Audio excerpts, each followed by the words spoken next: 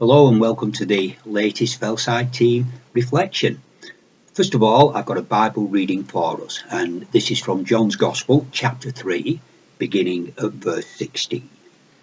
For God so loved the world that he gave his only Son, so that everyone who believes in him may not perish, but may have eternal life. Indeed, God did not send the Son into the world to condemn the world, but in order that the world might be saved through him. Those who believe in him are not condemned, but those who do not believe are condemned already, because they have not believed in the name of the only Son of God. And this is the judgment, that the light has come into the world, and people love darkness rather than light, because their deeds were evil. There's a young soldier and his commanding officer, and they get on a train together. And the only available seats are across from an attractive young lady who's travelling with her grandma. And as the journey progresses, they all begin to make conversation with each other. And the soldier and this young lady keep looking at each other. And there's obviously an attraction there. And then the train enters a long, dark tunnel, and the carriage is plunged into darkness.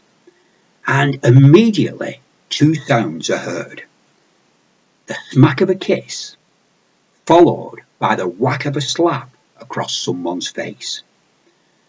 And Grandma thinks, I can't believe he kissed my granddaughter, but I'm glad she gave him the slap that he deserved. And the commanding officer thinks, I don't blame the lad for kissing the girl, but it's a shame that she missed him and hit me instead. And the young girl thinks, well, I'm glad he kissed me, but I wish Grandma hadn't slapped him for doing it. And as the train leaves the tunnel and light comes back into the carriage once more, the soldier can't help but smile to himself. He's managed to kiss a pretty girl and slap his commanding officer and get away with both. And the point of the story is simply this. It's hard to get away with anything in the light. And that's why so many people love the darkness. And that's where our Bible reading came in. People liking the darkness rather than the light. And at the beginning of this lockdown, there was a lot of negative things in the press and the news, what we could call the dark things. And I remember vividly the photograph in one of the papers of an elderly man with his shopping list, and there he is with a shopping list in his hand, just staring at the empty shelves in the supermarket. The beginning of the lockdown, and people going out and stockpiling. And you may remember the shortage of loo rolls and other such items. And we heard from that as well when the supermarkets at a certain hour, was it sort of 8:30 to 9:30, something like that, that was the time for the NHS workers to go and get their shopping. And there was news in the press and so on TV about people jumping the queue and going into that time slot that was reserved for the frontline workers. And so we heard those tales of darkness, if I can put it that way. And then as the lockdown continued, we started to hear more positive stories.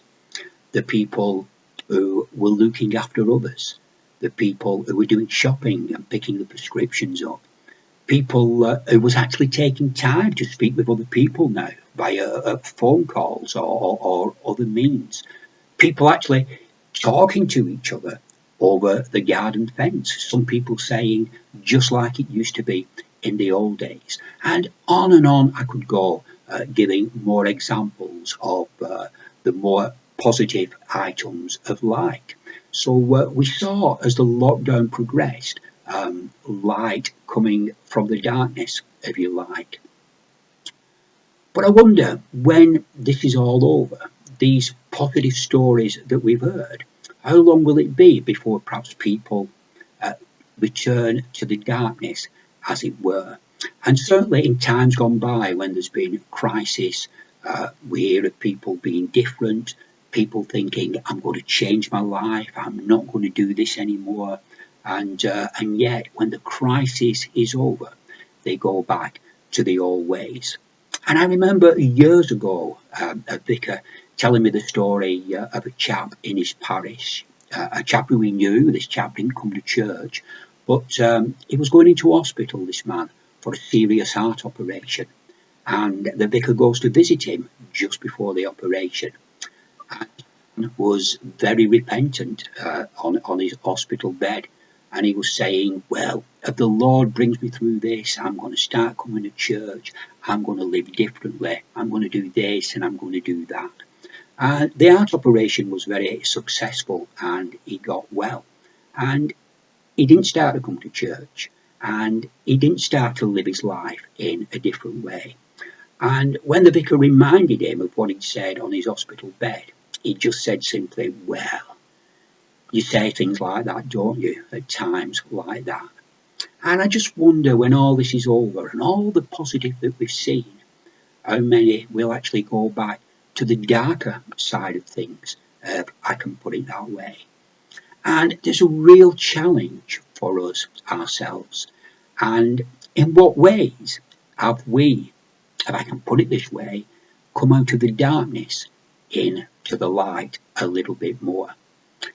Perhaps we've become not as selfish in this lockdown. Perhaps we started to think of other people a little bit more rather than putting what we want first.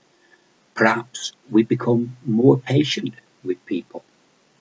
Perhaps we've responded to other things. Perhaps we've found that we've really enjoyed speaking to people on the phone or using social media more or whatever it might be. But each of us, in some way, will have come out of those dark areas of our life, if I can put it that way, into the light a little bit more. And so I think the challenge is, from the passage and in these days of this lockdown, is that when this is all over, those things that have become lighter in our lives, those things that we have changed, perhaps with God's guidance, that we don't let those things slip back into the darkness, as it were, that we continue to walk in that extra light that is shone out in our lives. And yes, so that has actually shone out in our lives, and that we don't allow that to slip back into the darker side of things. So much food for thought there, I think, as we think of darkness and light, the things that have changed during this lockdown, the things that have changed in society, the things that have changed in our own lives. And so the challenge from that Bible passage is to keep walking in the light. And yes, of course, we can say, those of us from church, what have you, we could say we were walking in the light. But I think the challenge for us is simply this: those extra areas of light, if I can put it that way, where we've actually changed. And where we've changed will be different for each and every one of us. But let's not slip back into the darkness, as it were, when this is over, but keep walking in that light. And sometimes we sing that song, don't we? Walk, walk in the light. The Spirit lives to set us free. Walk in the light. So whatever the Spirit of the Lord has revealed to you during this lockdown, the ways that you have changed, continue to walk in that light and ask that the light of the Lord continues to be with you. And so that's it for now. Until next time, bye for now.